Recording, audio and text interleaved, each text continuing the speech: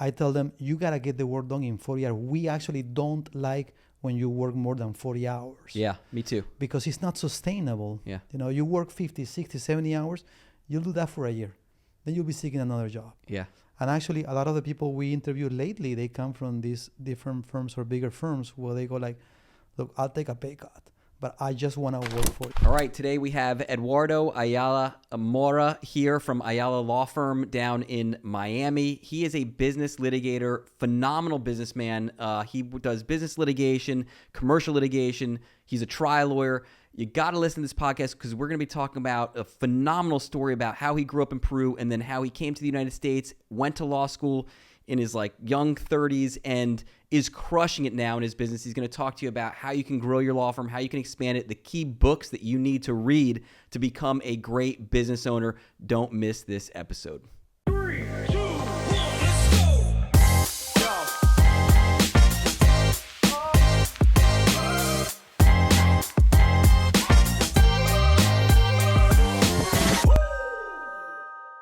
I was with another law firm for 11 years. And so I didn't do any of this, really very, very little social media. Maybe I post on LinkedIn. I had no Instagram, had no TikTok. And then when COVID hit, I had just left my other law firm to open my own firm. And I had no cases. And so it was I opened the firm January 2020, March, COVID hit, world shut down. I had no cases and I had to figure out how am I going to grow the business. And it always social media kind of intrigued me. And so I used that whole summer just to watch YouTube videos and how to make YouTube videos. And I bought the equipment, I bought the lighting, the microphones, the cameras, and then started just recording and cutting it up myself at home. And I mean, it's so funny because you can go back to the original, very, very beginning videos, and I look it's terrible. It's so bad, but you got to start somewhere, You get better. Do you use social media for your firm? We do. We post, probably daily. One piece of content or another. I make two reels in Spanish, 2 reels in English every week. So 4 videos. I record them all in one shot. And then we started recently, about 6 months ago, doing long form in YouTube to grow that channel. That's smart. Yeah. Yeah. So 7 to 10 minutes, Yeah. And I see it as a necessary evil. I don't like doing it, but so at one point, I think in Q3 of last year, we go what? This video takes time. And we we're not gonna do video for a quarter. And we also stopped because we boost some videos, we spent some advertising dollars. And then we go and then our leads number went down in the next quarter. And we go well, what is the one thing we stopped doing? Social media. So we gotta go back. So it's just you gotta do it. It's a combination of branding and leads that you don't know where the leads come from necessarily, right? Yeah. And then you get someone that watches a video and then gets asked about your service, but this one watched the video and told, I saw this guy in, you know what I mean? It's a web that you don't know how it works, but that it works. See, I love that you brought that up because so many people don't realize that they always ask me, Eric, what's the return on your investment for social media? Because I do spend a lot of time. It's not a crazy amount of time, but I love doing the podcast. I love cutting up videos and doing content. And they're are you getting leads? Are you getting cases? And the truth is, I'm I know for sure, yes. But can I quantify and say I got, this ROI or, you know what I mean? You can't do it because you said, there's so much happening, right? Some people are talking about it and then, like you said, a person may not have seen the video, but another person did. And then they mention your name. And when they get to your door, they may not have, they don't know that it was the social media in the beginning that got them here, Yeah. And then you have, I had a lawyer that saw my video and then somebody came to him for a traffic ticket and then asked for a business lawyer. Look, I don't know anybody, but I've seen this guy. Look him up. So the guy, came from, the lawyer sees me, then somebody contacts him, then tells him to look him up. The person looks me up on Google, then looks me up in ChatGPT, and ChatGPT tells him about me. Yep. So the whole web that you don't know how it is. I was asked by a recent immigration lawyer that's trying to advertise more because, the business has shrunk because of the environment, right? Yeah. And all what's happening. And she wants to advertise more. And I go but how does it work? And is there leads? And I go look, we don't know exactly, but I know for a fact that, having more followers is better than having less followers. Yeah. having more videos out there is better than having less videos. Having more impressions is better than, you know what? It's just, that's the only thing from what I see that you know for sure. Yeah, and definitely like organic followers, like the ones that like you can go out and you can buy and you can make your page kind of look like it has a whole bunch, which I mean may give like someone who's coming to your page like a little bit of a perceived like, oh, this person has a lot of followers and maybe they'll add you, which could be good, but like you really want those organic people, the people that are interested in your topic, you know what I mean, or what you're talking about. Yeah. Because those people, again, they're going to ultimately remember you if something happens, if they have a business dispute or in my case, personal injury case.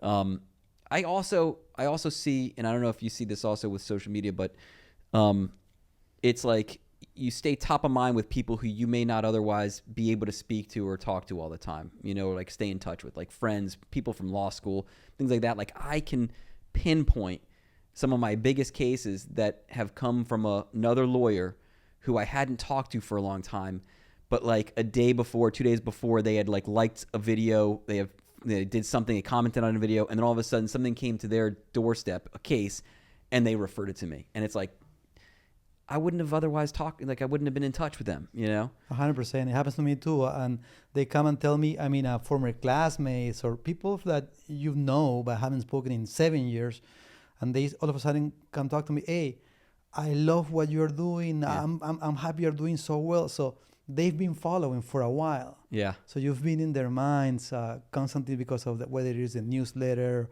the postings, and yes, it's you know, it's the name of the game today. You have to stay top of mind. I mean, I believe in branding. I believe in, you know, building your brand, and without that, you know, at least in what I do, you know, it's very like commoditized, right? It's just like Sure. how do they differentiate? It's like the bankers. I see it. Bankers, you go to Bank of America, to City National. I mean, it's money at, you know, give or take 0.25. You change from one to the other because of the personal brand that banker built that takes a book of business. I tell all my lawyers, you guys got to build your own brand within the Ayala umbrella. That's how clients are going to follow us. Yeah, I love that. I love that. So tell me, like, just tell me the name of your law firm and the type of cases that you guys handle. My law firm is called Ayala Law PA. We are a business litigation firm. We do litigation, trials, appeals on business cases.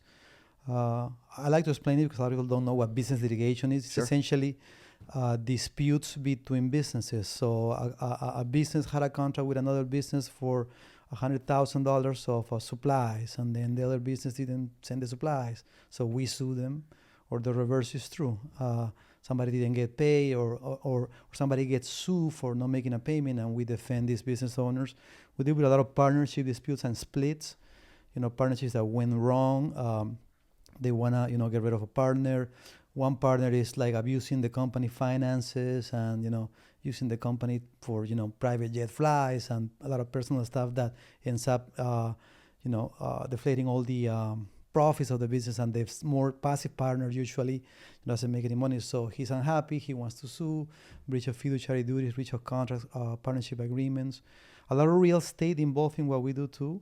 So at least in Miami, I mean, 90% of real estate is owned by some LLC. So there's usually dispute as to the investors that bought the real estate. Yeah. You know, the investment was not good. It's not making money. They disagree. I want my money back. You know, some lawsuit comes out of that. So that's generally what we do. Yeah, and then I know that like do you focus on like the Latin American community? Is that like one of your primary focuses, or kind of has it expanded? Because I know I read, you know, some stuff on your profile.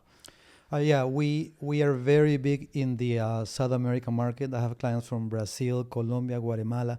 I was in Nicaragua last week, invited by a client that we won his case. Colombia, Argentina. So I am from Peru, so I have a bunch of clients from Peru, and the connection business-wise between Miami and all of the main cities in South America and Central America is huge. Yeah. So it's a very good market for us.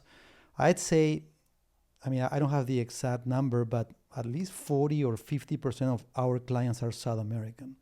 So it's a very big chunk of our business. Where are you located? Where's your office at? Miami. You're in Miami. Coral Gables. Okay. All right. That's a Yeah. great location too. Yeah. Little crowded. You know, like the traffic can be. You know? Yeah. But we have our own, 4 or 5 years ago during COVID bought a building, and I make everybody go work to the office because we make that investment, you know. Sure, of course. And it's been working good. So we've been growing in that location, and so far we have space, and we're not thinking about another location. So we're good there in Coral Gables. You have like a incredible story, like the background story, like being raised in Peru, and you became a lawyer later in life. And I'm not like super later in life, but like your story shows that like you don't have to go to college and come right out at 22 years old and go right into law school, you know, and then get it done. Like you did it a little bit later, and you've grown a phenomenal business. So tell me like a little bit about like you grew up in Peru, and then tell me like that transition into when you decided to go into law. Thank you, appreciate it. So I was born in Peru. I was there all the way until I was 25 years old. Before I was 25, for 8 years, I was a religious person, like a priest type of life. I was a consecrated person for 8 years, you know, celibacy and all of that in the Catholic Church. So when I transitioned away from that life, you know, I don't come from money. I had no connections, no degree, no. So I stayed 6 months in my city, Lima, and I found no job, and I just came to the U.S., you know, as a regular immigrant. And how much money did you have in your pocket when you got to the United States? It was $400, yeah. And when I landed, I got detained by ICE for like 8 hours because they thought rightfully that I was going to stay in the country. You know? Yeah. And I was trying to present I wasn't. But, you know, finally, when I was detained for like 8 hours, I was like, look, you know, I have a visa, a tourist visa. You know, it's a valid visa. You either let me go or send me back. Yeah. Because I was like sick of being eight hours in a room. And they let me go. They let me in to the country. So I came out of the airport, and I don't speak English. I go like, you know, all the signs, everything is so big. This was the Orlando airport. Sure. And so I just take a yellow car, a taxi, and the taxi was like 40. I told me to a hotel because I had been 8 hours there, and I had to take the train to Boca Raton, where I was gonna go to see someone that was gonna give me lodge.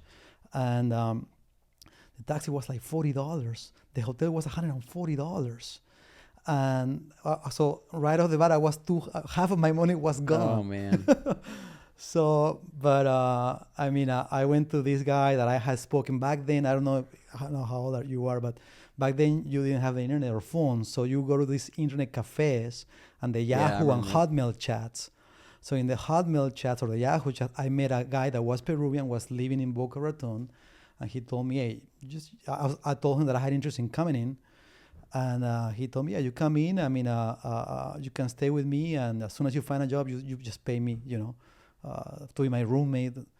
So that's how I started. That was back in 2002. Yeah. So wow. Yeah. And then it sounds like when you were in Peru though, you took courses and stuff at a college, right? And like you had college level courses that were you able to use those to go back to school in the States? Yes. So in this religious community, I studied theology and philosophy. I never completed a degree, but I did have a bunch of credits. So, So I stayed undocumented for around 3.5 years. Then once I got my first work permit, like I knew exactly what I wanted. I wanted to go back to school because I've always liked school. I come from philosophy, theology. You know, I like to read. So I figured out, how do I go to school? And first, what do I study? Right? I'm not gonna go study philosophy. I didn't want to be like poor again. Yeah, philosopher. Know? Yeah. Yeah. So I was doing a job at a law firm back then, scanning documents. Yeah. So I was scanning documents all day, and it was the most boring job ever. It was a PI firm. The guy had like 70 employees, a bunch of lawyers. He was doing very well, and was so bored. The job was so boring that I would read the documents. And I go, I can do this, you know. Yeah. And I started to find out what would it take to go back to law school. I was 29 already, and then I go like, I need to get a bachelor's degree. So it's like the bachelor's 4 years, 3 years, 29. I go like, so I got a job at FIU at the campus and fixing locks. I was a locksmith fixing locks, and then I started going to the admission office for them to guide me how to go about getting a bachelor's degree. And they told me, hey, if you study in your country, you can bring those credits, bring it to this institution, validate them, translate them, and then we'll see how many we can account for towards a bachelor's degree, which is 120 credits. So they ended up accounting for 90 of my credits. So I only had to do 30 more plus the requirements. So like 40, 45 credits, basically a year and a semester. So in a year and a semester, I got a degree in philosophy, and I did the LSAT, then I did the admission process, and I was accepted to FIU. You know, it's like really like phenomenal work. You know what I mean? Like to think about like it's to think what you did, and there's so many people that have like these blocks, right? They have like this thing that stops them from taking that next step. But like you sound like you're like a person that has that drive, right? Where you're going to figure out what's the next step, and then you're going to ask the questions, and then you're going to actually execute on it. You know what I mean? That drive, like, is that drive you think that like everyone has, or just some people they can't do it? Like, you know what I mean? I know what you mean. I've always been. I'm a believer as a life philosophy in work. Yeah. I believe work provides meaning. I believe work makes you a very human. Any work. So I've always liked to work. Now I've made a bunch of very risky decisions. I mean, I could have easily been sent back to Sure. Peru. I didn't know what I was doing. I came with just one flight, no return ticket. A 25-year-old, that's ripe age for immigration, right? Immigrating. Yeah. So, but I got lucky and I got in. Things could have been much different. Then, I did the law school thing, and I actually had to take the LSAT twice. Yeah. Because my English in 2006-07 wasn't as good as it is today. Yeah. Right. So the LSAT it's a speed exam. Yeah, and it's So complicated too. A lot of reading. Correct. So, but you have to read fast, and I was a very slow reader back then. So I had to take it twice because the only school I wanted to go to was FIU, because that's where it was my main job, my full-time job, fixing locks. Mm-hmm. So I wanted to be there, work there, and do law school there. So, things work out. I don't take pride of being anything exceptional. I do take pride of working hard, being persistent, and that's why I try to encourage now my employees. I'm sure you are the same. I follow what you do. It's pretty impressive. Yeah. So yeah, that's what I think. And when you got out of law school, did you want to go into business litigation, or was there a path to get to you opening your own law firm? So that's a great question, because when I got out of law school, I didn't know what I wanted to do. So even through law school, I wasn't I wasn't crazy about the law. But I was like, I'm 34, 35. I was just gonna stick to this. I'll stick to this because this is a good degree. I didn't know. I've always been the kind of guy that I didn't know what I wanted to do in my life. Yeah. I mean, I've come from religion. Then here I had a small restaurant before going to law school, business. Then I have like 13 jobs. And so in law school, I go like, okay, no, Eduardo, just focus, finish this up. And then, nothing bad can come from you having a Juris Doctor degree, right? Sure. Then I passed the bar. Then I could just get a job. I didn't like the job. I didn't like how I was treated by my former employers. Then I worked for an insurance defense firm. I hated it. I didn't like the way insurance companies behave. So I go like, look, let me start on my own and see what it takes me. And then I basically try to build a firm, and I tell that to my employees today. The one of the big values of my firm is to create a work environment where people don't hate it. Yeah. Like so many people hate where they go to work. Like I gotta go to work, and they dread making the drive. And so to create an environment that really provides like a work home of sorts, because that's what the firm is to me up to today, and that's what I try to create. And thankfully it worked, because it's a combination of creating that good environment, also making it profitable, right? Yeah. Making money is hard, so it's trying to create that balance, and I think we've managed to do it. I love that you brought up the idea of like that work environment, right? It is critically important. I mean, there's so many people, there's so many lawyers that are they're overworked, I feel undervalued, they don't look forward to going to their job. And I think it's critical to create that environment where, and again, we're in, I hate using the word work-life balance, but creating a place where they do feel valued, right? That they are rewarded for hard work, and that also it's an environment where like you look forward to seeing the people that you're working with. You know, like it's never a good thing when you have like a toxic person on the team. You know, and I've seen over time where like the firm will, those people kind of weed themselves out. Do you know what I mean? And it's not the right work environment for them. You know, where, you know, whether it's gossip or whether it's something else, and like, because that, once you start creating that like friction in the workplace, it's not good for anybody. You know. No, and I take pride and I love when I see, you know, my team, they play pickleball on Sundays. You know, on the break they made a party in somebody else's home and they get together. They go clubbing. I mean, they hang out together. Yeah, I love outside that. of work, right? Yeah. Not with me because I'm, you know, I got an age gap and they're younger than me. Yeah. But for the most part, I try to create a culture of like, no assholes in this firm. Yeah. Like no, everybody's nice to each other, and then. Business is tough, you know. The profession it's basically demanding intellectually. Intellectual work is stressful, and I try to hire people that strike the right balance between a good productivity output in terms of their capacity, and then their ability to fit in our environment. Because I tell them you gotta get the work done in 40 hours. We actually don't like when you work more than 40 hours. Yeah, me too. Because it's not sustainable. Yeah. You know, you work 50, 60, 70 hours, you'll do that for a year. Then you'll be seeking another job. Yeah. And actually, a lot of the people we interviewed lately, they come from these different firms or bigger firms where they go like, look, I'll take a pay cut, but I just want to work 40 hours. Yeah. We give them the PTO. So now, we got to achieve a lot in 40 hours, but it also feels like me as the leader of the firm gives me a little bit of sort of like a moral authority to, you know, be tough on them during the 40 hours. Sure. Because after 5 or after 5:30, whenever you leave, I don't bother you, right? Yeah. On the weekends, I don't bother you. Yeah, I never thought of it like that. Having that, like, You you know, know. hey, listen, when we're here. I'm Yeah. giving you the 40 hours, but yeah, no, I like that. I like that a lot. I mean, that's how I say that to everybody in the office. It's like, because the hours are 8:30 to 5:30. And it's like 5:30 hits, like I want you at, like, go, get home, do your thing. You know what I mean? And because I think that, like, unless it's an emergency, you can wait till tomorrow morning, right? Yeah. Do everything that you possibly could do, but you don't have to stay extra late to try to get something done that could be done tomorrow morning. Same. Right? You're not like procrastinating, you know what I mean? Unless it's an emergency, you know? And I think it's more rare unless like we're going into trial, you know, like trial may change the dynamic of hours a little bit.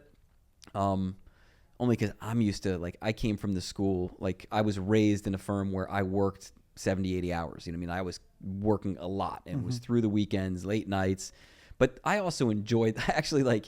You know what I mean? Like, it almost like I felt like I always had an edge over whoever I was going up against by putting in the time, you know, and like showing up early, staying late, working through the weekends. But eventually, like you said, it can lead to, you're going to burn out eventually. You know what I mean? And then it's going to impact, like, you're going to start seeing things like in your own personal life where it's impacting like family or vacations and you're missing things, you know? And it's like, I had the realization later on after, you know, 12 years of practicing where, you know, I started missing things, you know what I mean? And missing time with my kids and family and missing dinners and stuff like that. And eventually it was like, you know what? Something needs to change, you know what I mean? Because it's just not sustainable. Yeah. I try to do no more than 50. I've also historically been like a 60 hours, 70 hours, but I lately in the past 2 years or maybe a little more, 50 is a good balance to me. 40 is on the lower end. I can work 50 and not be burnt out or like it's a good balance for me. Yeah. Yeah. How did you, like, you jumped out of law school, very, you know, early baby lawyer, right? You're a little bit older, but baby lawyer. And you do a little bit of work at a commercial litigation firm. You do a little bit of work in insurance. How in the world did you open up your own law firm and then grow it? How did you do that? Well, it's not something I'm proud of. I don't think I should have done it. Yeah. My law firm has grown dramatically in the past 3 years. Yeah. So I've been 12 years at this, so, or maybe 13. Yeah, this will be the 13th years. So at the beginning, you know, I didn't know what I was doing at all. I'll say it straight up because right now, on experience, I see other lawyer friends that are starting, and I tell them, no, do this, do that, sort of mentor them. But I've had an immigration law firm, a consumer protection law firm, an illegal towing law firm, a class action law firm, a business law firm, a transaction law, a real estate. I've had in 7 or 8 years a bunch of law firms in one.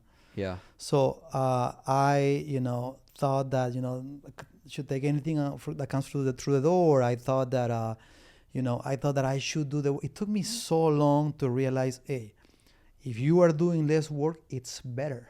Yeah. Right? So if you're focusing on vision, on policies, on things that have an impact not on one case, but on 100 cases, you know what I mean? Like, yeah, of course. So it took me a long time to realize, and that has to be with me being very stubborn, and I should have reached to coaches or mentors. I've never had one of those. Yeah. And it's basically been trial and error. And so there was a point where I read this book. Maybe you've read it. It's called Traction. Okay. In 2023. Yep. Gino Whitman or something like that. Yeah. It's the EOS system. And I go so I've always been a guy that, no, I'm a lawyer. I'm a trial lawyer. So I also like appeals. I like to write. Yeah. I like jurisprudence and all of that. Business knowledge. Like, what is that? Sort of like disdain that type of knowledge. And then I ran into that book and I read it and I go like, oh my God, I don't know what I'm doing. It was like an awakening for me. Yeah. This is 2023. So we're talking about 3 years ago. Wow. And I go, I don't know what I'm doing. And I go like, I got to get serious about this. So from that, all I did was read business books. And this is 2023. I had already done, more than a dozen jury trials, which is a lot for business litigation. Sure, We don't get many of those. Way more like trials. I had already experienced a lot, and I thought that I had a consolidated product, right? What I sell to the market, and myself also consolidated as a trial lawyer. I knew what I was doing. Yeah. Right? After 14 years, so I started focusing on business books, reading that, and implementing that. I did my plan, and then, we grew from 2023 to 2024. 40%. Yeah. From 2024 to 2025, another 40%, and then from 2025 to 2026, we're targeting 50. We're being even more ambitious, right? Yeah. So it's being, learning and creating a vision, a program, and then executing on it. KPIs. Everybody has a number. Everyone. I don't care who you are. We establish what should be the metrics for this position. Yeah. And then being accountable week over week, measuring these items. We've gotten, doing this so much, we got the formula for our lawyers of what makes a lawyer profitable, and that where is that line that you have to exceed for me to give you a raise. And we tell them, look, you want a raise? Okay, here's your metrics. Yeah. We also figure out a formula where we give him incentives on sales, which basically multiplies me. Right now we got six more lawyers selling. Yeah. And we're creating partnership tracks. Now I have 2 small partnerships, which are like my long timers. I have a guy who's with me for 9 years, another one for 6 years. So it's been little by little, trial and error. And you never had a coach or anything. You just had the book, and then you executed on the book. Tell me a little bit more about that. Pretty much. I try to join a program called CRISP. I don't know if you heard about it. But I went to some meetings and I didn't like it. Yeah. I don't say this with pride, but historically I've been a little uncoachable. Yeah. I'm that guy that thinks that I can figure everything out. Yeah. That has pros and cons, which is, maybe things that I could have learned in 3 years, I've learned in 7 because I just hit the wall and learned through the mistakes, right? Sure. But maybe through a coach it would have been faster. But I implemented on Traction. If we do our ROCKS program. We have our Vision Traction Organizer. Yeah. Every quarter we just have one in January, I think 6 or 7. When we all came back from the break, we have these meetings that I call the State of the Union. Yeah. So I basically meet everybody, and we have a big room, and I tell them, okay, this is how we did in Q4 of 2025. Yeah. This is what we're planning for Q1 of 2026. This is our goal for the year. This is what we need to do. we have our 5 core values for the firm. This is what, so we have one employee always like wins the award for living the core value Got of it. that quarter. Yeah. And we give him a prize. Sometimes it's $100 or something like that, right? So, and then so I always try to also include in that presentation or that meeting some sort of like a personal development type of component. Yeah. I've been lately we focus on sleep. Sleep On is good. on It's s- critical. On Yeah. sleeping better, right? 7-8 hours. I have my app here that Yeah. tracks it. So I teach him, look, performance matters. If you come to work with like 3 hours of sleep, you might as well not come to the office. Yeah. So you're not gonna perform well. So it's a meeting that we do, and then we track the metrics. I love that. I love everything you're saying, and it's so funny because there's a guy, Jim Rohn. I don't know if you ever listened to Jim Rohn before. He's like a famous, self motivational kind of speaker and self improvement kind of guy, and he talks about how you have all these books, and like one book can probably save you thousands of hours of time if you just read that one book in achieving whatever goal it is that you want to get. You know what I mean? Like imagine if you had read Traction if it was out, but I'm sure there was very similar books like the E-Myth Revisited and some of the other ones that had you read it, in 2013, like where you could have been, you know what I mean? But it also takes I'm the same way. I'm stubborn about stuff. Like I just want to try it out and I'm test it out and try this, try that, and like I'm sure I've spent a lot of money that I could have otherwise deployed differently had I just read the book earlier. You know what I mean? But it's about sitting down and finding that right book. So a little bit of, like I said, it's a little bit of arrogance on my part. I've always been like, no, for me, knowledge is like, we do complex stuff, right? Yeah. What we do is complex, legal issues, analysis, putting pieces of information together in a nice brief, very like persuasive. And then, I was like, business. I mean, who needs to learn business? Yeah. Right? But yeah, it turns out that business, there's a method to business, One of the biggest realizations I had was when I go like, look, you have to stop taking any case other than business litigation. Yeah. Like that was like, it's so counterintuitive. Like whenever we narrow, we grew. Yeah. That you got to be legally- in that niche, right? Yeah, we developed, now everybody knows that Ayala is business litigators. Yeah. People respect us for that. We are known for that. So we grew the brand on that niche. And it's something that if I was to start, or I had someone tell me, how do I start from? Okay, pick a niche. Just one, Yeah. Then when you become like maybe super big, maybe you can think about it. But I wouldn't do it even before 8 figures. Yeah. I would do it past 8 figures, like way, way, way further down the road. Yeah. Yeah.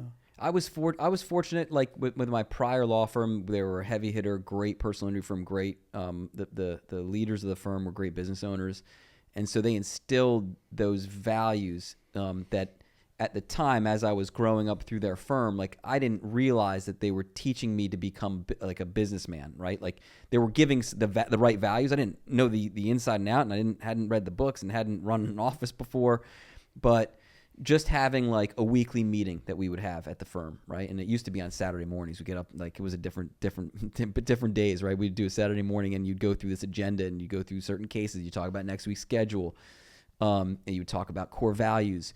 I didn't realize it, but like when I left, I had those good, that those good behaviors, you know what I mean? Like that were there, and we're able to instill it or like kind of translate it into this firm, which we still do to this day. Every Friday we have a Friday meeting. We go through the agenda. We look at next week's schedule. We look at settlements. We look at the future. We talk about issues that come up, and I think it keeps us all together, And then we have those core values, which we talk about every Friday. Like you just mentioned how, it's so important to not just be thinking about growing the firm, but like personally growing, right? Like one of our core values is always growing. And one of it is that like we're going to grow and expand each year, never compromise our core values. But the other part of it is, and we talk about it every Friday, is like, is there something that you can do for yourself, right? And I'll support it. I'll do whatever, if there's a course you want to take or whatever, I'll pay for it. I want you to become better. You know what I mean? And like you said, like I never even thought about talking about sleep, but sleep is critical. Like you said, if like people are staying up until 2-3 in the morning, they're coming into the office exhausted, how can they operate? How can they get optimal work done? You know? Yeah, I tell them, look, I don't want this to be like this Ayala thing to be like a cult, because I was part of a little bit of that, part in my other life, right? So, but it is, it is the elephant in the room. I mean, one of our values is called impactful collaboration. Yeah. Right. So, which also comes from my prior experience in my other law firms. We were in this little cubicle, a very short thing where, between that and a co-working space, I couldn't see the difference. Yeah. So you just do your work, go home. So the idea of, okay, if we all have, individually, let's say from 1 to 10, a 10 potential output, and you're 10 people and it's 100, so together we should do more than 100. Yeah. So it should be like a multiplication of all the talent by the collaboration. So I try to tell them that, and in that sense, personal development matters, even though your private life is your private life. Sure. But if you're a deadbeat, and if you're like partying until 3 a.m. in the morning and you come into this office, you're obviously not gonna meet the KPIs, the quotas, and the hours and the quality work we need, our clients need, or what we need to do to put these cases in a position to win or to settle them for value. Yeah. Because a lot of people think that because we do retainer work, or we're incentivized to overbill. My experience, maybe it's different in big law, but my experience is like the opposite. Like when a client pays you $10,000, he wants, okay, what did you do for $10,000? How did you provide value? And when we settle those cases, we better settle it for 10 times 10. Yeah. A big multiplier, because otherwise, even for a 3 or 4 multiplier, they don't see it as value. Even though if they took 10 grand to Las Vegas and doubled it, they will be happy, right? But they don't see that because they assess reality based on what they lost. And it's very hard for them to forget that. When what they lost is the past, we can't change that, right? Yeah. So, we try to educate them. But yeah, personal development, it's, I think, an important part. And for the most part, without being invasive and getting into people's life and getting into their freedoms, try to share things that have worked with me that can potentially, make them also better. What I want to hear about now is how do you get business? Like your marketing, because you talked about, you have core values, you have the systems, you have the KPIs, you have the team, right? That's one aspect of business, because as business owners, it's getting business into the door, right? How do we let people know this is what we do and we're really good at it and we want to help, Mm-hmm. So tell me some of the buckets that you use to market. Right now, we are around a 50-50 firm, meaning 50% of our business comes to our organic clientele network, word of mouth, right?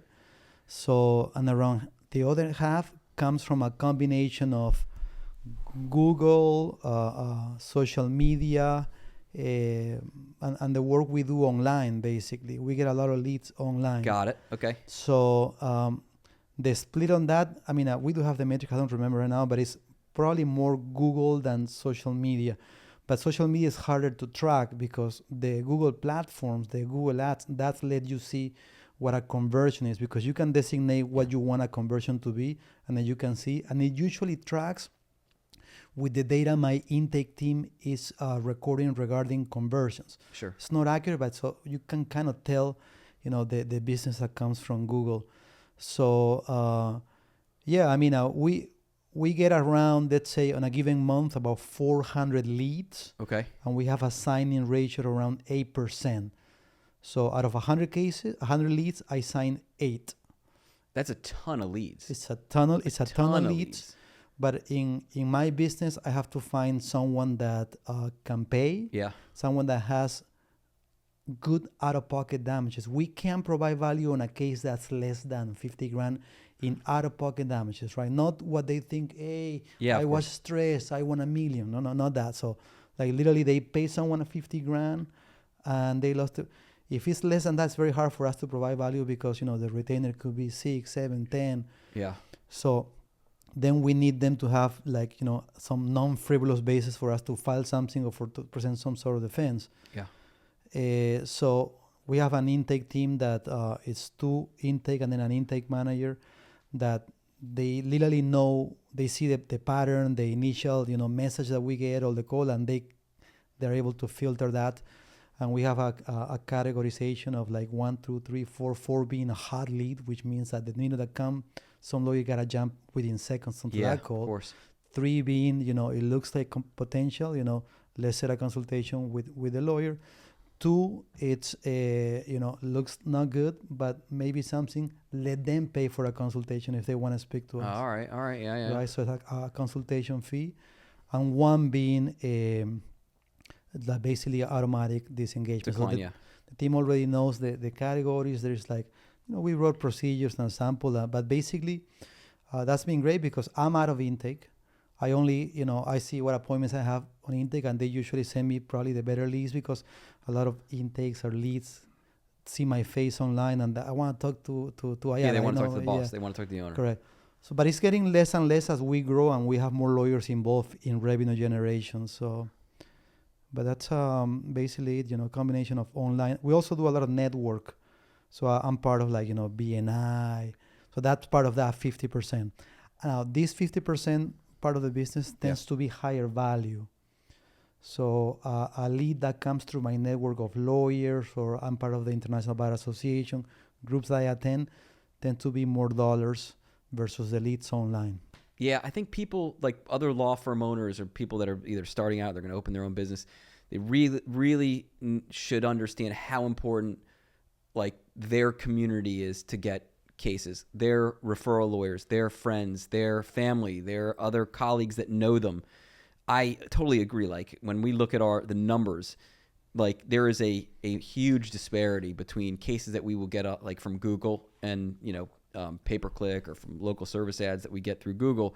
Sometimes you can get big cases, but the overwhelming majority of the bigger, higher value, significant cases come from the people that already know you. They like you, they trust you. And so I think it's critically important to stay in touch with those people. Yeah, but it retrofits, right? Because the one that was referred through your network, even before he gets into the call with you, went online. Yeah. Right, to see your content, to see what you did. Yeah, of course. And then sometimes in the intake, we know we've recorded that this lead came from, from my friend Alex Soto, whatever. And the guy in the intake told me, I love your bio, right? Like, I saw your video about this, and this is what the problem that I also have. You know what I mean? Like, so there's a connection. Yeah, correct. I don't think, this is at least my view, I don't think you can go, okay, you have an amazing referral network and cases come through that. You can completely ignore the other side because it also solidifies and potentially seals the deal for them to sign with you, right? 1,000%. 1,000%. You have to have a clean, great website presence, because that's what people do. They go to your website. They want to see information. They want to see you. They want to read about you. They want to read about your team. They want to read about wins. I think that's critical. And that was like when I opened my own law firm, I started with one. I've gone through like over time, it's kind of like improved over time, because like you only have a certain amount of money to allocate. So like that first website is just not as strong. You know what I mean? It's kind of like a business card placeholder, not so many sub pages and things like that. And then you go to the next one but improving that and that appearance and then optimizing it, I totally agree. I mean, it's like it all works together in tandem so that the people ultimately want to give you the call and want you to represent them. But I mean, I think a lot of people, it's hard for people to find that time, especially like younger lawyers, right? And you mentioned this before, where you have like with your team, you encourage them to build their own brand within Ayala Law, right? And how do they do that, right? Because some people, that 5 o'clock hits, 5:30 hits, and they want to go home. You're in the BNI group. You're in some other group. Me, I was at a dinner the other night, and it's like, it's not easy, but there is that part of it. Like, yeah, the job is 8:30 to 5:30, right? But then there is that time you got to find to build a relationship. You know what I mean? Outside the firm. How do they do that? So the way it's the way we've been able to get some of our lawyers to be incentivized to revenue generate and build their own portfolio. Like we have clients that don't want to talk to me. No, I want to talk to Orestes. Yeah. Right. So I love that. That's amazing. So it's been through the commission statement, commission structure, right, where they get, so the lawyers get a percentage of the case they bring from their own network, which is 20%. Then they get a percentage of the cases they signed from leads we gave them. Then they get another percentage from, because our business, it's not contingency. So basically, we have a case.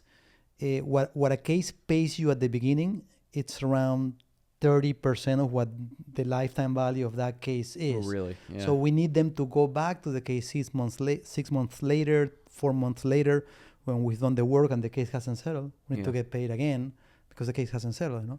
So then they need to collect that money. So the lawyers help us in collection, and they get a percentage of that, because in the retainer-based world, collection it's a huge issue, and it's across the board. Big law has this problem as well, at a different scale. Nobody likes to pay for time. Even the richest. I have. My clients are generally from like 1 million in revenues to 25 million in revenue, but I do have like 2 or 3 larger clients. I'm talking about like people, businesses with 500 employees, very large corporations. They're the ones that want to pay the least. Like they're saying, no, the hours should be less, and they're like, so nobody wants to pay for legal time. So collections is very important, and by giving the lawyers an incentive on the money they can acquire on collections, helps us, because the way you collect money in our business is that you gotta go to the client and tell them, okay, this is what happened with the money you paid us.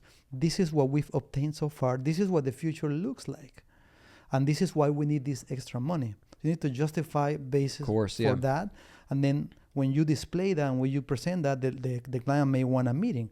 That meeting is time. Yeah, of course. That you can bill.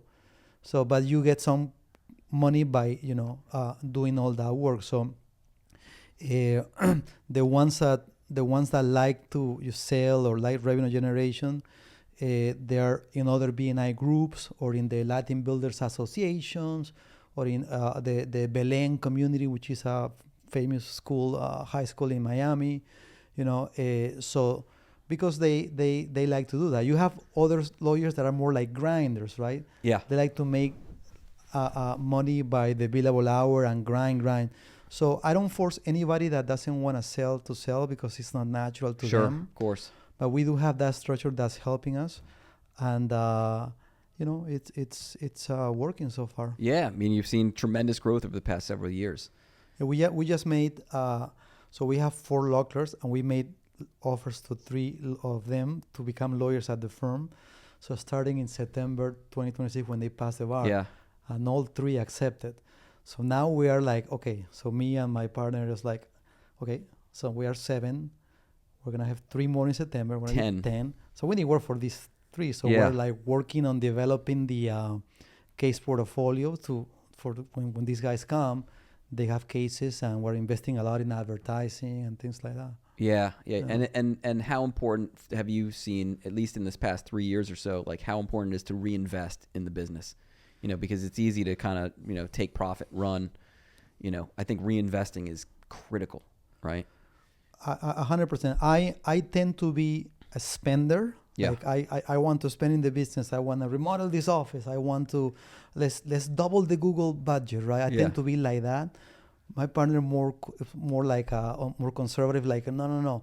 So now we have a rule that we go like, hey, look, we also have to run a profitable operation. We're too big now, and we've say like, okay, if we're not over the 20% profit line.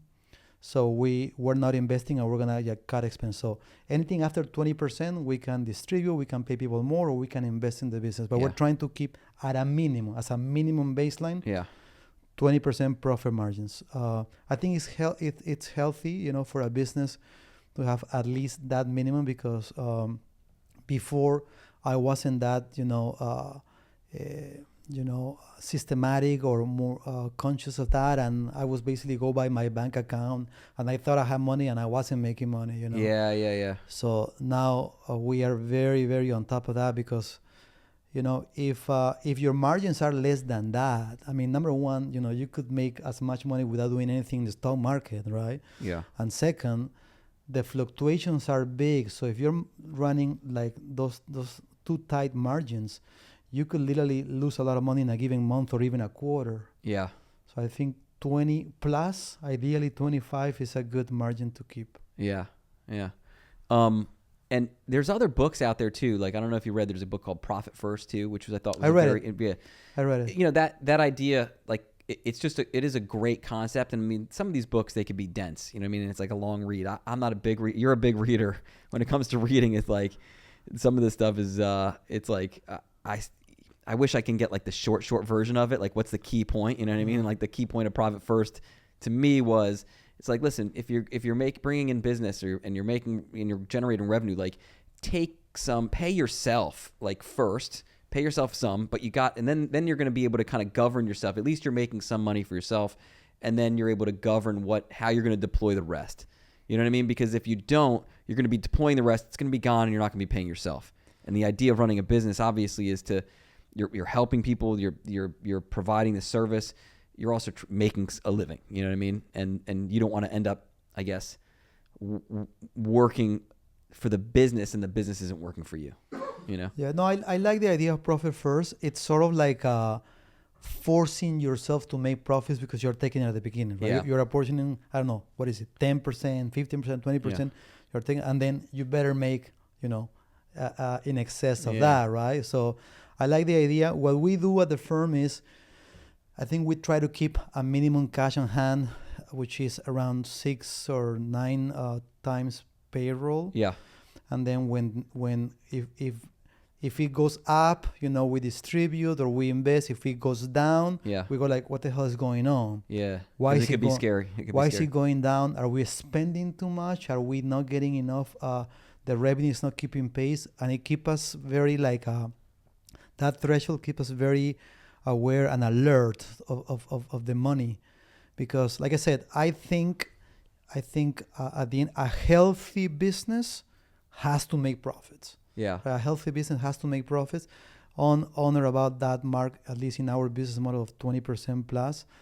Because if you're not there, I mean, very soon you could be out of business very, very, very fast. I mean, how much savings would it take for you to survive making zero profits for 6 months? I mean, I don't know how many people can, very quick you'll be out of business if you don't have... we even started using lines of credit, because it's almost like, since we're not in the contingency business, right? We go like, why should we use line of credit? I mean, the business should self-finance. Yeah. You could pay the interest as it pays back. Yeah. Right. So we use it a little bit, keep it at a minimum, because it helps your credit worthiness. But for the most part, we the cash, because remember, we get paid up front. Yep. The reverse of what you do, right? So there's no reason whatsoever that we should need any financing. If we're needing financing, we're probably not doing the math well, or not doing good accounting. Yeah. I haven't gotten to the stage where I've felt the need to get lines of credit. Just for me, I know there's some firms that they take a line of credit on their costs. They take a line of credit to pay payroll and stuff. Fortunately, it just hasn't been a place. I'm not opposed to it, because I think the idea of leveraging good debt is okay. But just for me, for right now. But I think there is a point where you're at a level of growth where it's okay to do that. You know what I mean? I don't know. But yeah, I mean, listen, the whatever it is you're doing, it's working. You know what I mean? Right? Because you got 3 law clerks you're hiring, you're bringing them on. And have you noticed that and I've noticed this myself, but have you noticed that it's worth it for a period of time to make less by hiring more people to get the job done, so that you can kind of extract yourself and focus on other things? And then do you see that revenue ends up increasing? Like, you're adding 3 people, which means you're paying a lot more money is coming out of pocket to pay for salaries and payroll, like you said.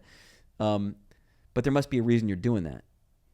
Yeah, we think we know exactly how many cases we're signing week over week. Yeah, litigation cases. So we know that we're gonna be a little tight early. So in Q3, early July, maybe the end of Q2, June, we're gonna be, short on capacity, right? On people, on On staffing. people, yeah, on the back end that I call.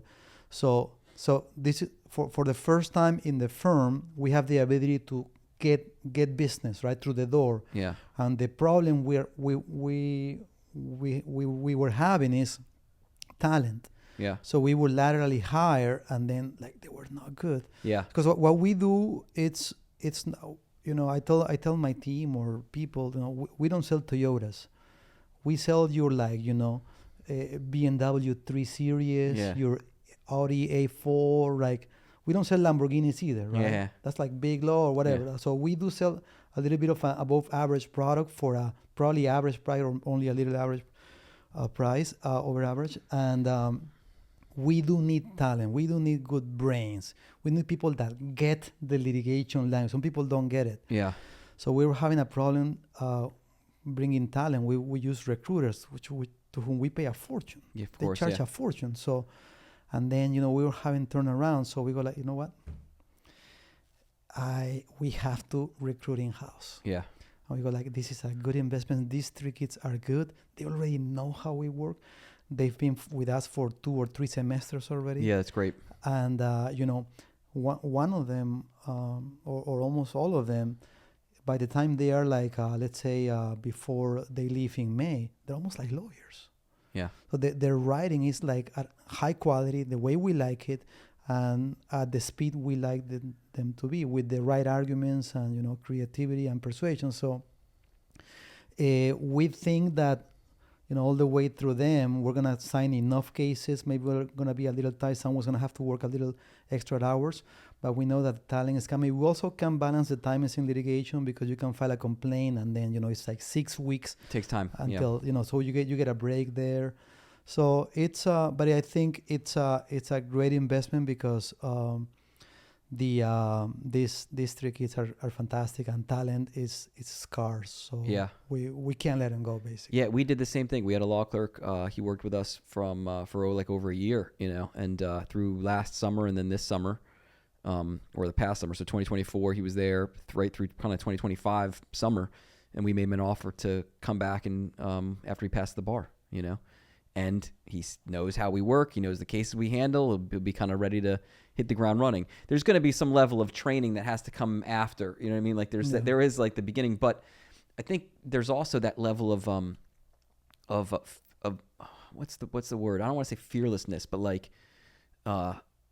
this passion that they're becoming a lawyer, right? Like that brand new lawyer who gets their bar card and gets sworn in. They're fired up to do a good job. You know what I mean? Like they want to come in. It's different than hiring someone that may be 10 years out, or, who's kind of been around and like they may be burnt out. You know what I mean? Yeah. Having that person that's fired up about and excited about becoming a lawyer I remember how I was, like that was a great moment to get the card and get sworn in. And I was a prosecutor at the time. So I was in court all day, every day, trying cases and stuff, but that's awesome, man. Where do you see Ayala Law Firm in the next 5 years? What are we talking about? So we're trying to, so in the next 5 years, I mean, there's some numbers, because that's the only way we keep the score, right? Well, we don't have to go to numbers, but it's just as far as, it's going to continue to grow, or do you want to cap at like a certain number of lawyers? What does it look like? So that? we have a building where we can fit up to probably 20 lawyers. Wow. So I have tenants right now, in the building has 5 floors, and so hopefully my tenants are not listening. Yeah. But at one point, I'm gonna need the space they rent. Sure. So that's an entire floor. So the space that we occupy right now probably can fit 10 more people. So we're 18, around 28. So we can probably fit around 35 people in that building. So which means around 18 to 20 lawyers and the same support staff.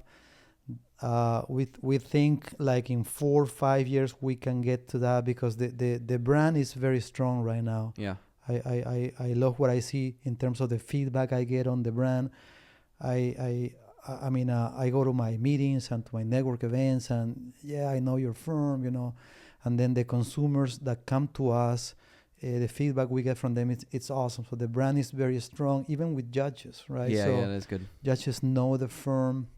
You go through many hearings with the same judges, so it's good that they know you. They know you bring good arguments, solid legal work.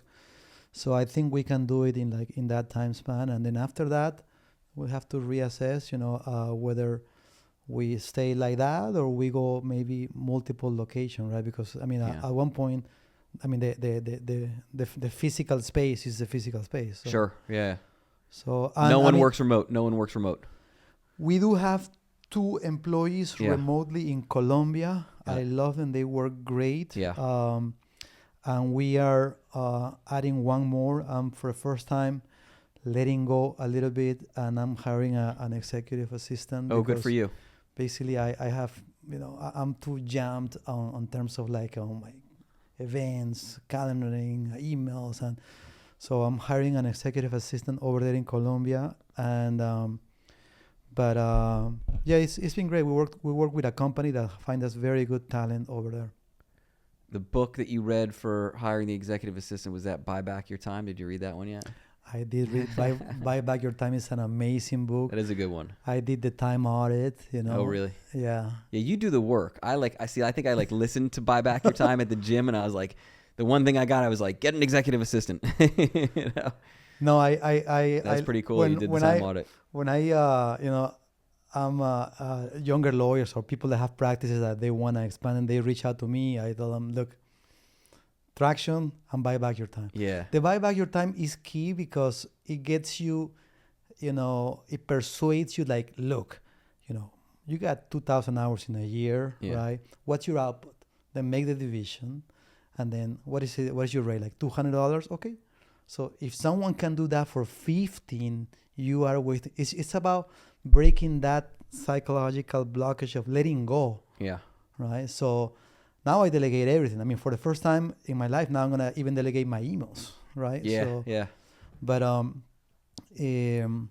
yeah, Buy Back Your Time is awesome. It's a great book. Yeah. Well, listen, I'm excited for you, man. It was a pleasure to have you on the podcast to talk to you about your business and stuff. It sounds like it's doing great and sounds like it's going to continue to grow and expand. And again, I appreciate you coming on, man. Thank you. Thank you for having me. I really follow your work here. It's great what you guys do. And, thank you for the invite. It was great talking to you. All right. So before we end, because I don't think I've been asked, but tell us your name and then how people can get in touch with your law firm.